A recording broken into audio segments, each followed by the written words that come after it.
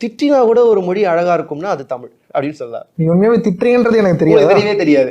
ஔவையார் அப்படிதான் திட்டுறாங்க. என்னன்னு, எட்டேகால் லட்சணமே எமனேறும் பரியே மட்டில் பெரியம்மை வாகனமே முட்டமேற் கூரையில்லா வீடே குலராமன் தூதுவனே ஆரையடா சொன்னாயடா அப்படின்னு ஒரு பாட்டு எழுதுறாங்க. ஆமா, உங்களுக்கு பார்க்கறதுக்கு ஏதோ ரொம்ப தூய தமிழ்ல நம்மள பயங்கரமா புகழ்றாங்களே அப்படின்னு நினைச்சு கூடாது. இது வந்து அவையில இருந்த ஒரு புலவரை இடித்து அவை சொன்ன ஒரு பாட்டு. ஏன்னா அவை வந்து அவைக்குள்ள வராங்க. அந்த காலம் நீங்கள் கதைகள் சினிமாலெலாம் பார்த்துருப்பீங்க. ஒரு புலவர் உள்ளே வந்தாலே இன்னொரு புலவருக்கு வந்து பொறாமை இருக்கும். அப்போ அவர் வந்து அறிவானவரானு மன்னர்கிட்ட காமிக்கணும்னு இவங்க ஒரு பயங்கரமான கேள்வி கேட்பாங்க. அதுக்கு அவங்க பதில் சொல்கிறாங்களான்னு பார்ப்பாங்க. அப்படி அவை ஒரு கேள்வி கேட்டார் ஒரு புலவர். அது கம்பன்னு சொல்கிறாங்க, சிலர் இல்லைன்னு சொல்கிறாங்க. நம்ம அதுக்குள்ளே போக வேண்டாம். என்ன கேள்வி கேட்குறாரு? ஒற்றைக்கால் பந்தலடி அப்படின்னு ஒரு கேள்வி கேட்குறாரு. பந்தலுக்கு 4 கால் இருக்கும், ஒரே ஒரு கால் இருக்கிற பந்தல் இருக்கான்னு கேட்கறது இல்லாமல் டி போட்டு சொல்லிட்டார். ஒற்றைக்கால் பந்தலடி அப்படின்னு டி போட்டு சொல்லிட்டார். இப்போ அவைக்கு கோவம் வந்துருச்சு. ஆனால் அவை தமிழ் படித்தவ. என்னை பொறுத்த வரைக்கும் நீங்கள் சிலம்பு, கம்பன், மணிமேகலை, திருப்புகழ்னு நீங்கள் பெரிய பெரிய காப்பியத்தை விட ஔவையாருடைய சின்ன சின்ன தனிப்பாடல்களுக்கு இருக்கிற பெருமை இருக்குது பாருங்கள். அது வந்து நம்ம உள்ளே போய் ரசித்தாதான் நமக்கு தெரியும். அப்படி இந்த பாட்டு இது முழுக்க திட்டுறாங்க. அவர் கேட்ட இந்த புதிருக்கு இந்த பாட்டை அவருக்கு திரும்ப சொல்கிறாங்க. தெரியாதவங்களுக்கு ஏதோ பெருமையாக சொல்கிற மாதிரி இருக்கும். இப்போ உள்ளே போனீங்கன்னு வச்சுக்கோங்க, திட்டமும் செஞ்சுட்டாங்க, இந்த புதிருக்கு விடையும் சொல்லிட்டாங்க, டி போட்டவருக்கு டாவும் போட்டுட்டாங்க, ஆரையடா சொன்னாயடான்னு டாவும் போட்டுட்டாங்க, பதிலும் சொல்லிட்டாங்க. இப்போ இந்த பாட்டுக்கு வாங்களேன்.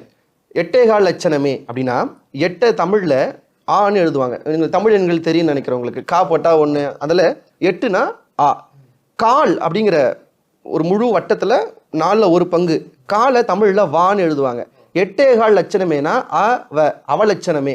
எடுத்தவொடனே உன்னெல்லாம் மூஞ்செல்லாம் பார்க்க முடியுமாடா என்னால் அப்படின்னு. அவலட்சணமே, எட்டேகால் லட்சணமே, யமனேறும் வரியே. யமன் ஏறி வர வாகனம் எதுங்க?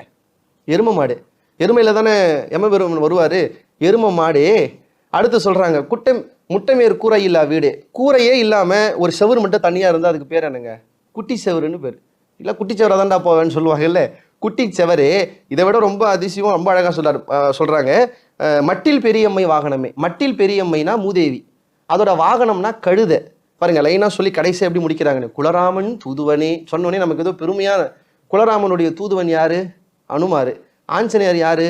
குரங்கு. இப்போ அப்படியே பாருங்க, நம்ம ஸ்லாங்கில் சொல்லணும்னா அவலட்சணமே, எரும மாடே, மூதேவி, கழுத, குட்டிச்சவரே, குரங்கே, ஆரையடா சொன்னாயடா. நீ கேட்ட புதிருக்கு பதில் ஆரை கீரை.